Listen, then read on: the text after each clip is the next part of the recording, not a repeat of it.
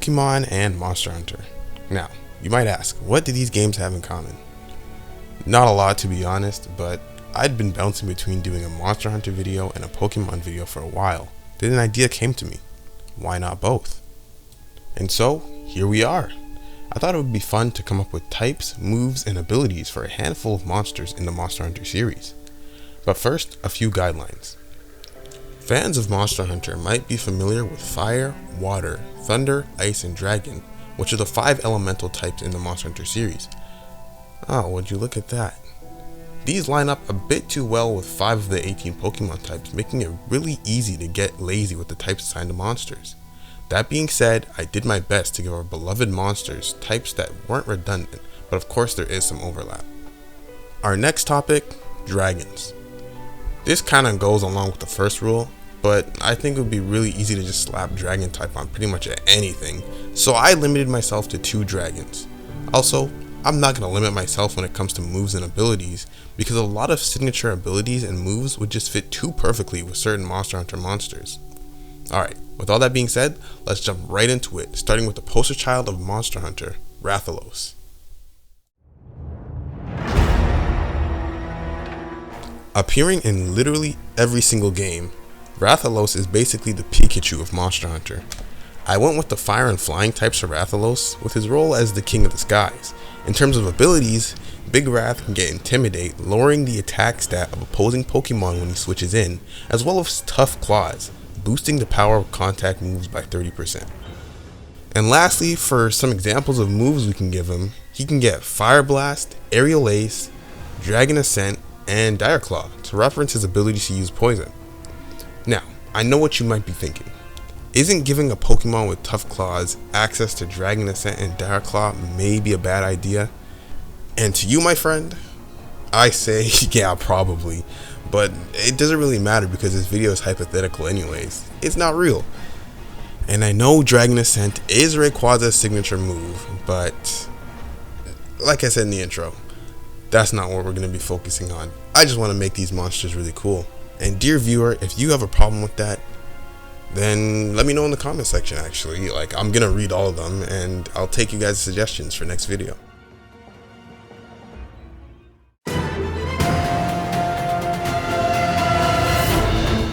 And next up, we have one of my all-time favorite monsters, Astalos. Astalos? Anyways, it would be really easy to give him the electric flying type, but I think a more unique combo is electric bug. Now walk with me. Astalos' design is influenced by the anatomy of real-life insects. The glasswing butterfly inspires its wings, and its horn is based on tree hoppers. Thus, it's much more interesting to give it the bug typing. Astalos' ability would be a Lightning Rod, a perfect fit in my opinion. Lightning Rod draws in all electric type moves and boosts special attack when hit by one. I'm thinking Astalos could be a mixed attacker with moves like Wild Charge, U-Turn, Mega Horn, and Discharge.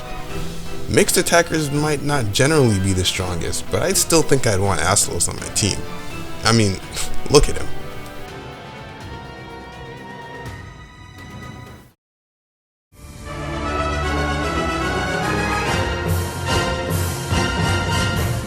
Our next stop on this list is everyone's favorite Leviathan, Lagiacrus. Although not appearing in 5th gen at all, the Lord of the Seas has remained a fan favorite. And despite being a 5th Fleet member myself, I can see the vision. He's pretty cool. Of course, Lagiacrus gets the water electric typing to match his elements in the game, and I think the perfect ability for it is Swift Swim. Swift Swim doubles a Pokemon's speed in the rain, which lines up perfectly with Lagiacrus being at the top of its game in the water. And as for moves, we can make Lagiacrus a fast special attacker with a kit including Scald, Thunderbolt, Thunder Wave, and Hydro Pump. And you know what? Here go one more for y'all. Lagiacrus can also get Water Spout. I think that would be funny. The flagship beast of Monster Hunter Rise is our next monster up for Pokemonification? That's absolutely a word. Magnamalo is a fanged wyvern with a design based on the armor of a dead samurai, bringing with him a new ailment called Hellfire Blight, inspired by the Will-O-Wisp. I think a safe bet for types here would be Ghost Fire, which is a sick combo in my opinion.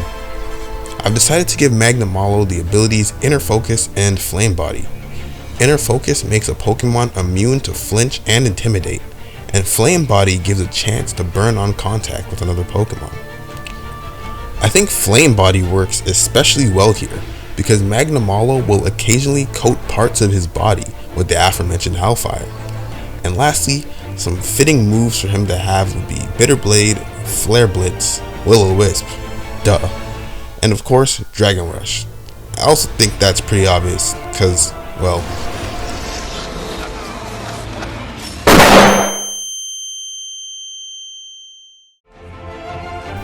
Magnamalo could probably work well as a strong physical attacker, but maybe with a middling speed stat. Now it's time for my all-time favorite monster, Big Man Glavenus.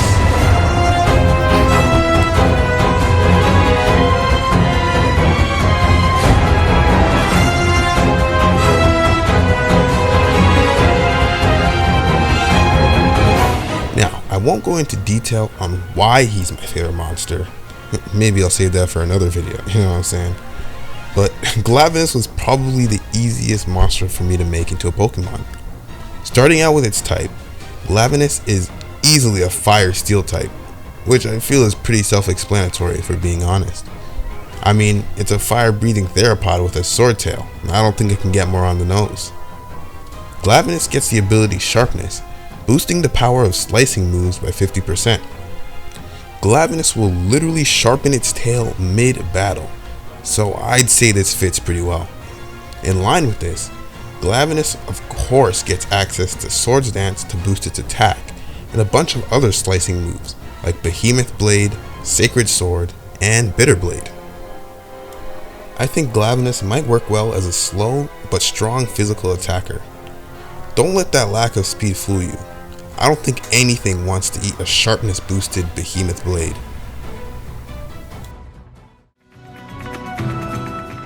Coming up next on our list is Malfestio. Malfestio is a bird wyvern resembling an owl, and it kinda reminds me of Noctowl, so I had to try my best not to make a duplicate Pokemon. What I came up with was the relatively rare type combination of Psychic and Flying. Malfestio has the ability to confuse its enemies and put them to sleep. Who thought that was a good idea?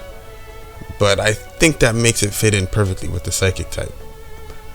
To go with that, I've given it the abilities Telepathy and Synchronize to really emphasize its mind control-y powers. Telepathy allows a Pokemon to avoid any damaging move used by its allies, and Synchronize will mirror any burn, poison, or paralysis on Malfestio to the Pokemon that used said status condition on it. I think Malfestio is a great candidate for a support Pokemon, with moves like Psychic Terrain, Taunt, Hypnosis to inflict sleep, and Confuse Ray. Overall, it'll just be a solid pain in the ass. Kinda reminds me of someone.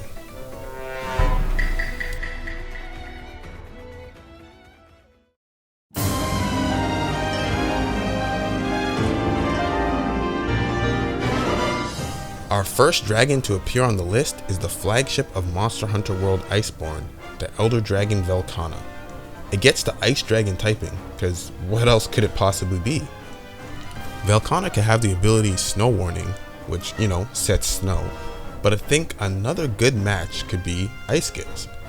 Ice Scales is the signature ability of the Frostmoth line, and it halves damage taken from special attacks coming in. This is in reference to Velkhana using ice armor during its fight that you would have to break over time. Velkhana could work as yet another physical attacker, with ice and dragon moves like Icicle Crash, Ice Fang, and Breaking Swipe. It would also be interesting to give Velkhana Aurora Veil, which would synergize with its ability to set snow. I know there's been a lot of physical attackers in this video, and so to compensate, maybe we make Velkhana more of a frail physical attacker. A high attack stat with low defenses and high special defense because of its ability would be pretty interesting.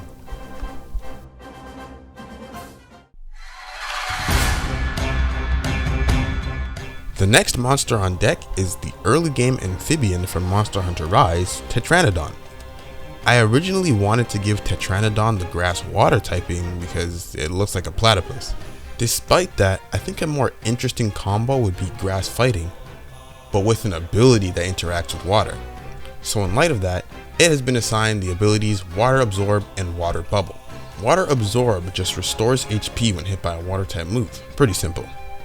Water Bubble halves the power of fire type moves received, makes a Pokemon immune to burn, and doubles the power of water type moves. Tetranodon can be a bulky attacker with moves like Body Press, Wave Crash, and Wood Hammer, but I think I'd also throw in Grassy Terrain just to give it a little bit of utility.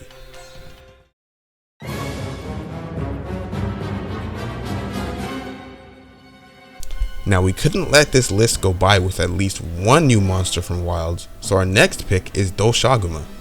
Of course, the big bad bear is getting slotted into our normal type spot. Dosuma is a big dude, so let's give it the ability Thick Fat, reducing the power of fire and ice type moves. A more offensive ability we could give Dosuma is Guts, which increases attack when burned, poisoned, frozen, or paralyzed. I'd say Dosuma feels like a tanky physical attacker. Yes, I know, my bad, another physical attacker. Let's give it the moves Body Press, Body Slam, Giga Impact, and Slack Off for those like Snorlax vibes, you feel me? Next up, we gotta include the flagship of Monster Hunter 4, Gore Magala. Gore is one of the most iconic monsters in the entire series from an equally iconic game. Until Monster Hunter Wilds, Gore Magala technically wasn't even an Elder Dragon because of a lack of classification in the first place. This has been slightly changed in Monster Hunter Wilds, but I'm still not going to make it a dragon. I think it works well as a poison dark type. Off appearances, Gore is honestly low-key evil as hell, and the poison type works well with its frenzy virus mechanic, so this is the perfect combo. With that being said, Gore still looks like an Elder Dragon and kinda acts like one within the context of the story, so I'd say giving it the ability Dragon's Maw is appropriate. Dragon's Maw increases the power of dragon type moves by 50%, effectively giving Gore Magala the same type attack bonus on 3 types. To go along with this, Gore Magala could access moves like Toxic, Venoshock, Draco Meteor, and Fiery Wrath for a heavy hitting special attacking set. Yes, finally another special attacker on this lineup. We have another super iconic monster appearing in our next spot, the one and only Diablos. Debuting in the first generation of Monster Hunter, the Flying Wyvern has been a mainstay ever since. Diablos perfectly aligns with the rock-ground type combo, being the Tyrant of the Desert. I thought it might be fitting to give it abilities that interact with Sandstorm, namely Sand Stream to set up the weather and Sand Force to boost rock, ground, and steel type moves in said storm. And to finish up, Diablos would work well as another bulky physical attacker with moves like Rock Blast, Earthquake, Head Smash, and Horn Drill. Maybe it has lower special defense though. I don't think it's eating any Hydro Pumps anytime soon. Oh, and one more thing. As useless as Dig is in most contexts, Diablos would have to get this move because this annoying piece because constantly during a fight, Diablos will decide that it wants to take a nice sand bath. I've had enough.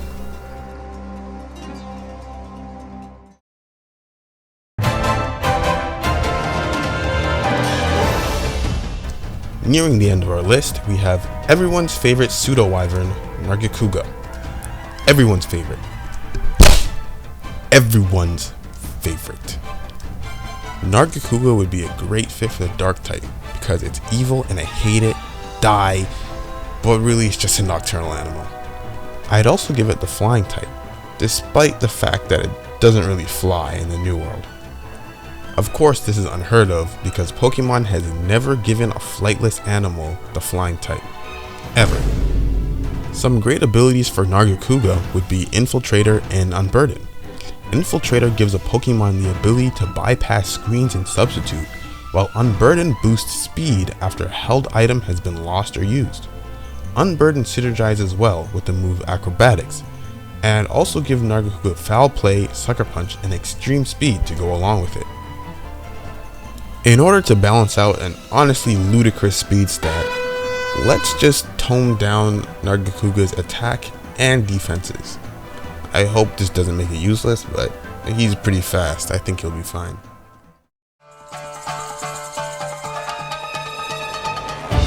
Our penultimate monster is another Rise original, the Leviathan Somnacanth.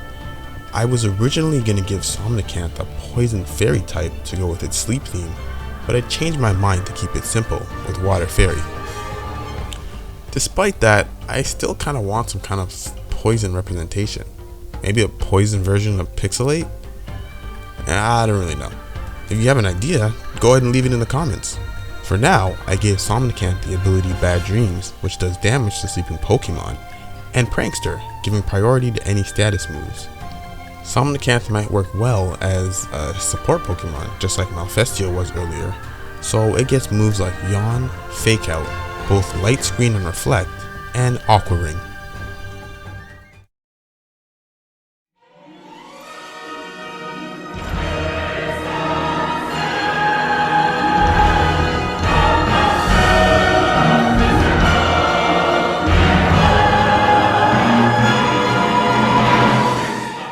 And last but certainly not least, the final monster on this list is the original Black Dragon, Fatalis.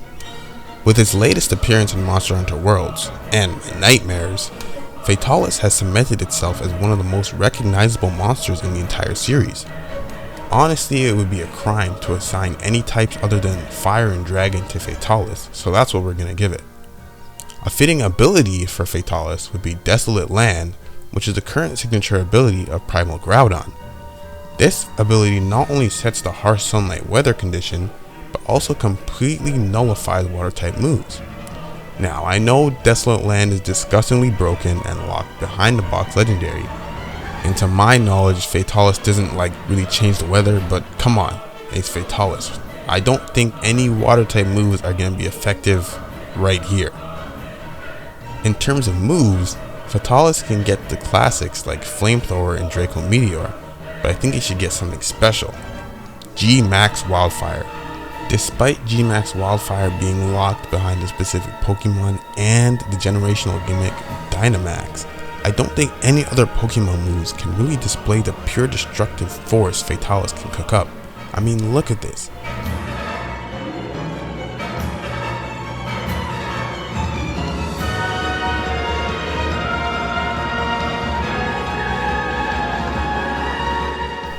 Realistically, you might never see this Pokemon monster in the first place because it would get insta-banned in any competitive rule set, even VGC, and they don't even ban Pokemon over there.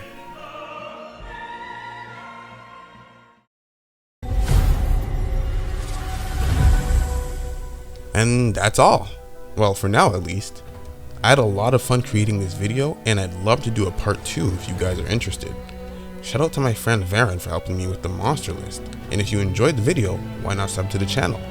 I'm planning to do a bunch more Monster Hunter and Pokemon content this year, especially with Monster Hunter Wilds out.